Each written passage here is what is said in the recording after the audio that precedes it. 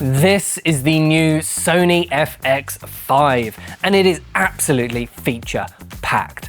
So in this video, we're going to try and cover all the new details which you need to know, but as quickly as possible.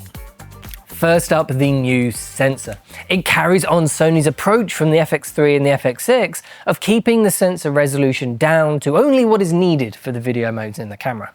So this is a 16.6 megapixel sensor, which gives you 5K 3x2 open gate video, which has become one of the most requested features from Sony. So that is great to see. It's also a fully stacked sensor, which means readout speeds will be incredibly fast still. This lets you do even more slow motion as well. Once the camera gets its version 2 firmware, the FX5 will be able to do 5K at 120 frames a second and 4K at 240 frames a second, but with a crop. Until that firmware is out though, the camera will do half of that, so 5K 60 and 4K 120p, but that 4K 120 will be full frame. This sensor also has 3 base ISOs for the first time in a Sony camera. We keep the 800 and 12,800 base ISOs from the FX3 and the FX6, but now 4,000 is a base ISO as well. So we get something in the middle. Now we've seen this on other cameras like Canon's ones, and it's really useful to have. So it is a very welcome surprise here. We also get a big step up in internal codecs with the addition of Sony's X-OCN RAW format from the Venice and the Burano. We get 3 options for this. X-OCN LT, which is the exact same format as the Burano, and then 2 new ones, X-OCN C1 and C2, which are even smaller and more manageable file sizes. And all 3 X-OCN options use Sony's 16-bit linear RAW encoding. We also get dual gain mode, which we've been seeing on the more recent alpha mirrorless cameras. This lets you increase the dynamic range by having 2 circuits reading the sensor at the same time. It slows down the sensor readout, but it cleans up the noise in the shadows a lot. So useful for slower paced work like interviews, for example, or pista cameras like this one. Sony say the camera has 15 plus stops of dynamic range, which is the same amount that they claim for the FX3 and FX6, but it's not clear whether this is with this dual gain mode on or off yet, so we'll have to wait for independent tests to see that.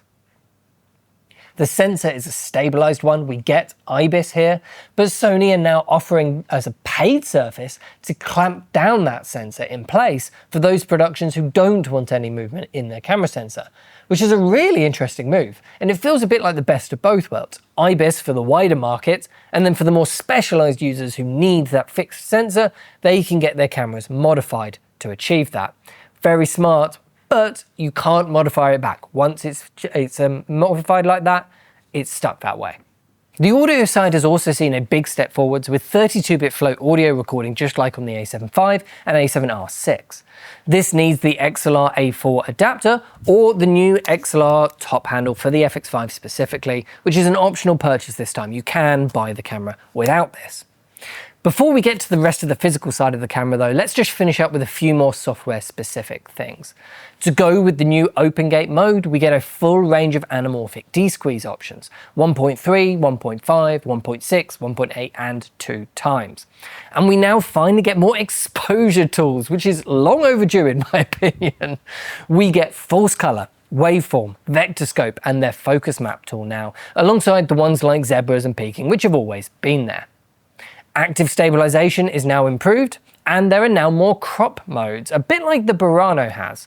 You can do full frame 5K 3x2 open gate, or full frame 5K 16:9 or 17:9, which are the normal options that you'd expect.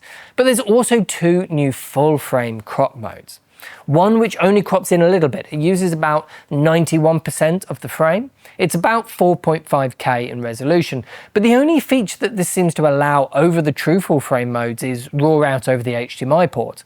And you could do RAW internally now, so it seems unlikely that that's going to get used very much. And then there's a full frame crop mode, which is actually far closer to Super 35mm at 77% of the frame, and a slightly strange resolution of 3872 by 2176. So that's ever so slightly more than the regular 4K UHD. So all in all, it's a bit of a strange mode really, but this is what is going to let you do that 4K at 240 frames a second. So that's the crop you'd be dealing with to get to that, but that's only once firmware 2 drops. But that will be in X-OCN RAW. All of this is possible because inside is the Bion's XR2 processor, which is a big step forwards in processing power over the chip inside the FX3.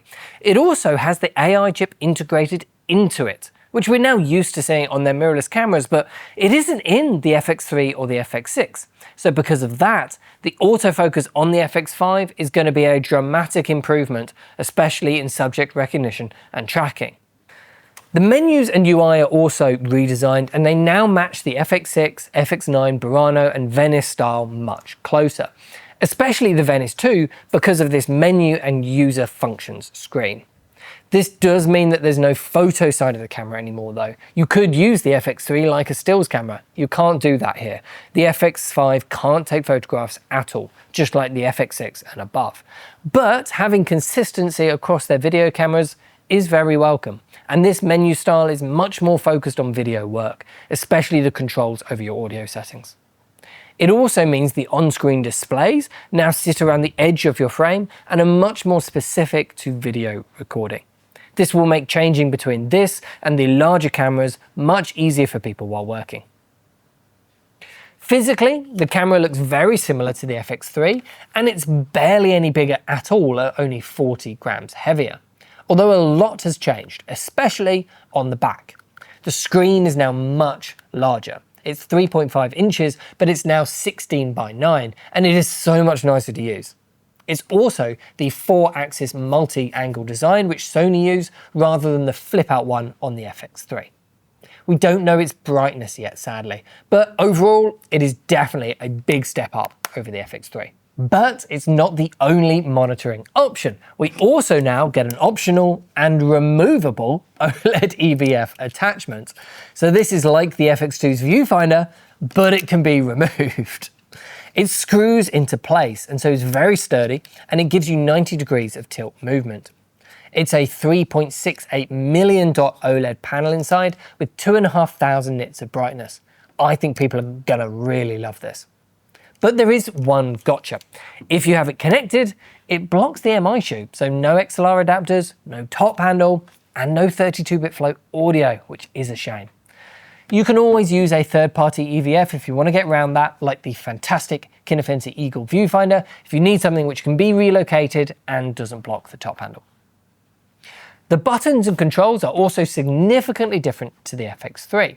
Gone is the control wheel and D-pad of the FX3 and Alpha cameras, and now we get a menu, home, user buttons, and a multifunction dial, like on the Venice 2, which is now the main way to navigate the menus and control the camera. This makes sense, and it matches the menu design well. You don't get a huge amount of physical assignable buttons now though. Behind the port doors, we now have 2 USB-C ports and a new Ethernet port. And there's a new optional timecode cable, which lets you convert one of those USB-C ports into a BNC for timecode. Alongside that new Ethernet port, the Wi-Fi has been upgraded to 6 GHz, so you'll get more reliable and faster wireless and network performance overall. On the bottom, we now have 2 tripod screw holes, which is nice, and the card slots are the same, although you'll now need the faster CF Express Type A cards more than you ever did before on the FX3, of course, because of all the extra recording modes in here, like X-OCN. And the battery is the new design from the A7R Mark VI. So you'll need new batteries if you are changing to this from the FX3 or another mirrorless camera.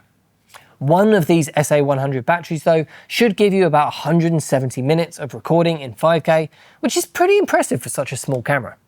Okay, I think that's just about everything. There is a lot going on with this camera. This really is a generational leap for Sony. And if you want to buy one for your own work, of course, just head over to ProV and we'd be very happy to help. Thanks for watching, and I'll see you in the next one.